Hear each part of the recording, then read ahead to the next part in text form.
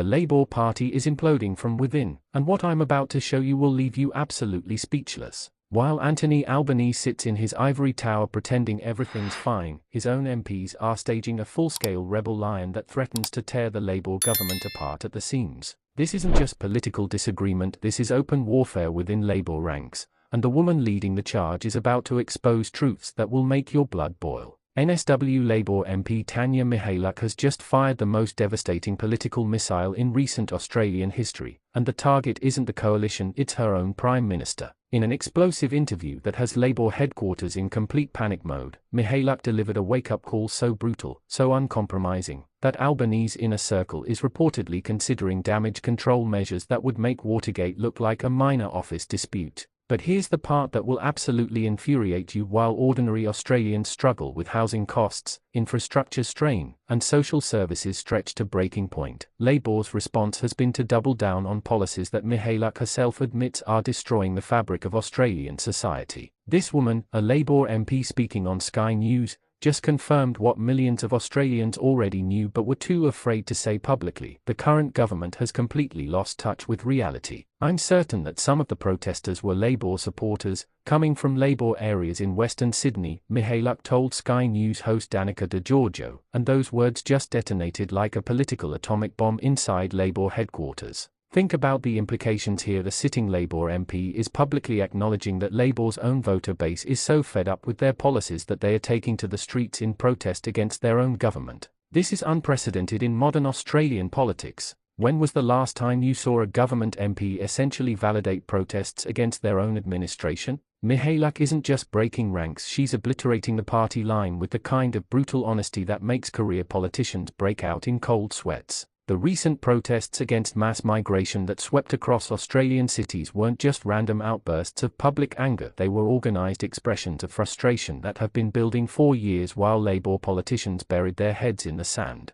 And now one of their own is confirming that these protesters include substantial numbers of Labour voters who feel completely betrayed by the party they supported. I believe this is a wake-up call for the current government to recognise that people are fed up and exhausted with mass migration, Mihailuk declared, and you can bet that statement is being discussed in emergency meetings across Parliament House right now. This isn't some backbench nobody trying to get attention, this is a respected NSW MP essentially telling her own government that they failed the Australian people. But let's dig deeper into what Mihailuk's rebellion really means for Australian politics. When she identifies protesters as coming from Labour areas in Western Sydney, she's not just making a casual observation, she's exposing the complete disconnect between Labour's inner-city progressive base and their traditional working-class supporters who are bearing the brunt of current immigration policies. Western Sydney, the heartland of Labour support for decades, is now the epicenter of anti-government protests. These are the same communities that built the Labour movement, that supported Labour through thick and thin, and now they are so desperate that they are taking to the streets to demand their own government listen to their concerns. The housing crisis in Western Sydney is absolutely catastrophic, with families priced out of suburbs their parents and grandparents built.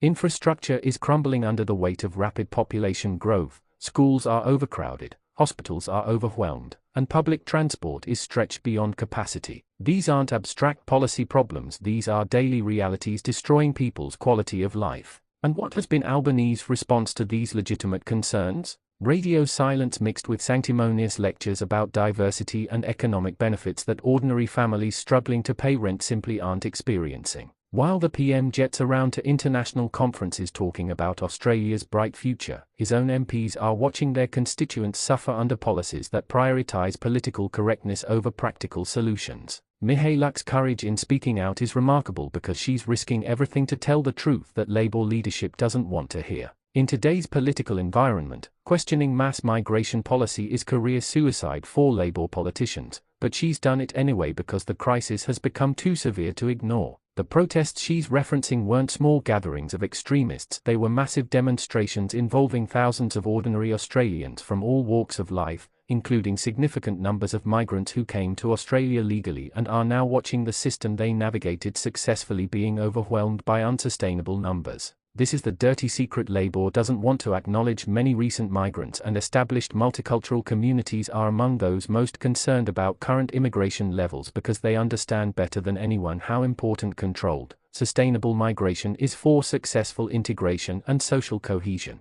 When Mihailuk talks about these protests as an alarm bell, she's not exaggerating. She's describing a political emergency that threatens to destroy Labour's traditional coalition of supporters. The working-class voters who form Labour's base are being directly harmed by policies that benefit wealthy inner-city professionals who can afford to insulate themselves from the consequences. The geographic divide Mihailuk identifies is crucial to understanding why Labour is facing this internal revolt. Inner-city Labour MPs represent constituencies where housing prices are already astronomical, where residents use private healthcare and education, and where the impacts of rapid population growth are cushioned by wealth and privilege. But MPs like Mihailuk represent the real Australia suburbs where families are struggling to get their kids into local schools, where emergency room waiting times have become a joke, where finding a rental property requires competing against dozens of other desperate families, and where the social fabric is fraying under unprecedented pressure. The wake-up call Mihailuk is delivering isn't just about migration policy, it's about a government that has completely lost touch with the people it's supposed to represent. Labour came to power promising to govern for ordinary Australians, but their actions have consistently prioritised international reputation over domestic reality. What makes Mihailuk's rebel line even more significant is the timing. These protests occurred during a period when Albanese government was already facing criticism over cost of living pressures, housing affordability, and infrastructure failures. Her decision to validate the protesters' concerns rather than dismiss them as Labour talking points suggests shows incredible political courage. The internal Labour polling that's been quietly circulating in Parliament House reportedly shows devastating numbers in Western Sydney seats, with traditional Labour strongholds becoming increasingly volatile as working-class voters feel abandoned by their supposed representatives. Mihailuk's comments suggest she's seen these numbers and understands that Labour faces an electoral catastrophe if they continue ignoring their base. This revolt isn't happening in isolation, it's part of a broader pattern of Labour MPs in affected areas quietly expressing concerns about policies that are destroying their communities while being publicly required to defend the indefensible. Mihailuk is just the first to go public with criticisms that many of her colleagues share privately. The fed-up and exhausted voters Mihailuk describes aren't asking for anything unreasonable. They want housing they can afford, schools their children can attend, hospitals that can treat them when they are sick, and communities where social cohesion isn't constantly strained by overwhelming change. These are basic expectations that any competent government should be able to meet. Instead, they are getting lectures about tolerance and diversity from politicians who live in expensive suburbs, send their children to private schools, and use private healthcare while ordinary families deal with the consequences of policies designed by people who never experience their effects. The fact that Labour voters are protesting against Labour policies shows how completely the party has lost its way. These aren't coalition voters trying to cause trouble, these are people who supported Labour expecting them to govern in their interests, only to discover that Labour's priorities lie elsewhere. Mihailuk's identification of these protesters as Labour supporters is politically explosive because it destroys the narrative that concerns about mass migration are limited to right-wing extremists or coalition supporters. When your own voters are taking to the streets against your policies, you have a legitimacy crisis that threatens the entire foundation of democratic governance. The wake-up call she's describing has been ringing for years, but Labour leadership has been hitting the snooze button while their traditional supporters watch their communities transform beyond recognition. The patience of ordinary Australians isn't unlimited, and these protests represent the moment when frustration turned into organised political action. What makes this situation even more volatile is that Mihailuk isn't calling for minor policy adjustments, she's demanding fundamental recognition that current approaches have failed catastrophically. When she says people are exhausted, she's describing a population that has reached the limit of their tolerance for being ignored by their own government. The broader implications of Mihailuk's revolt extend far beyond immigration policy. She's challenging the entire Labour model of governing for inner-city progressives while taking working-class votes for granted. This could be the beginning of a realignment that sees traditional Labour areas become competitive for parties that actually listen to their concerns. Labour's response to Mihailuk's comments will be crucial for determining whether this remains an isolated rebel lion or becomes the catalyst for broader party upheaval. If they try to silence her or dismiss her concerns, they risk confirming that they care more about political correctness than the well-being of their own supporters.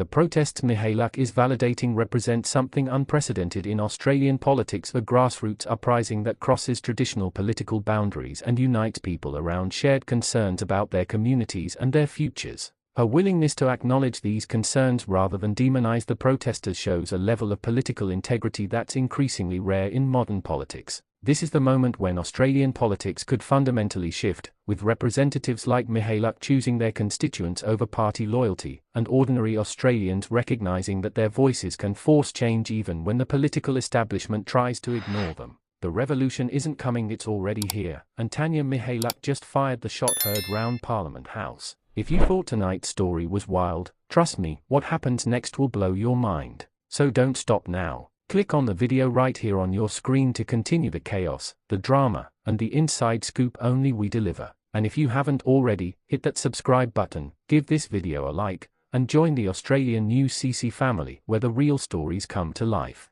See you in the next one.